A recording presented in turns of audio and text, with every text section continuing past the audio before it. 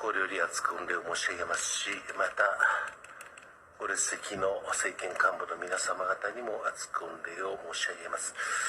この釜山は、晴れた日には対馬が見えると言われる土地であります。両国の近さを示しておりますし、今大統領がお話のように、飛行機で2時間で参りました。おそらく私の出身地から飛行機で1時間だろうと思います。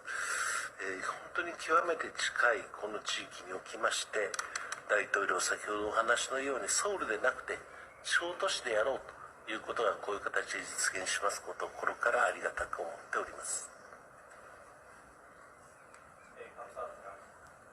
대한민국 이재명 대통령님께서 이렇게 저희를 부산에 초대해 주셔서 진심으로 감사합니다. 정말로 바쁘신 가운데 시간 내주셔서 진심으로 감사하고, 그리고 이 자리에 모이신 정부의 간부 여러분들께도 진심으로 감사 말씀드립니다. 여기는 맑은 날에는 스시마가 보일 정도로, 아까도 보일 정도로 가까운 곳입니다. 아까 말씀하신 것처럼 비행기를 타고 2시간밖에 안 걸립니다. 아마도 제 고향에서는 1시간밖에 안 걸릴 것 같습니다.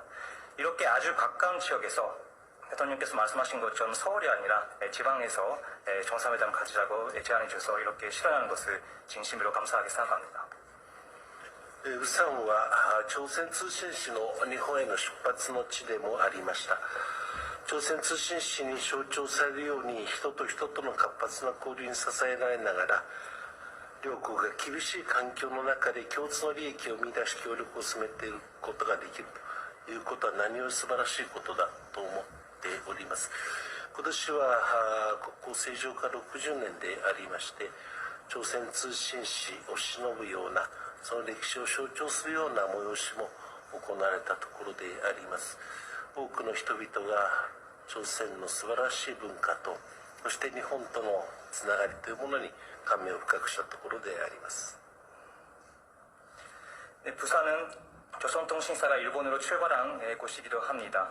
조선통신사의 상징되는 활발한 인적교류에 힘입어 양국이 엄중한 환경 속에서 공동의 이익을 찾아내 협력을 추진해 나갈 수 있으면 얼마나 좋겠습니까? 올해는 한일 국교 정상화 60주년이 되는 해입니다. 조선통신사를 기리는 그런 역사적이고 기리는 행사나 아니면 역사를 상징하는 그런 행사도 이루어졌다고 합니다. 그래서 많은 분들이 조선통신사에 얼마나 훌륭한지, 그리고 한국과 일본이 얼마나 가까운지를 다시 한번 감명을 받았다고 들었습니다.